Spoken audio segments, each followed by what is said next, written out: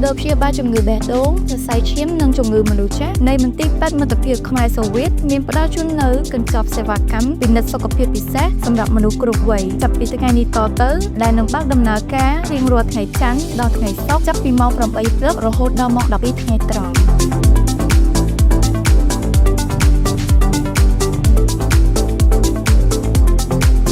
ពិនិត្យតាមដានសុខភាពឲ្យបានទៀងទាត់គឺពិតជាមានសារៈសំខាន់ណាស់ទី1ដើម្បីស្វែងរកកត្តាហានិភ័យនៃជំងឺផ្សេងៗឲ្យបានទាន់ពេលវេលាទី2ដឹងច្បាស់ពីស្ថានភាពនិងងាយតាមដានជំងឺដែលកំពុងមានទី3ជួយការពារនិងការសម្រួលវិធីថែទាំសុខភាពដូចជារបបអាហារលំហាត់ប្រាណនិងការណែនាំពីវេជ្ជបណ្ឌិតឯកទេសនិងទី4ជួយលើកកម្ពស់សុខភាពនិងគុណភាពជីវិតឲ្យប្រសើរឡើងក្នុងរយៈពេលវែង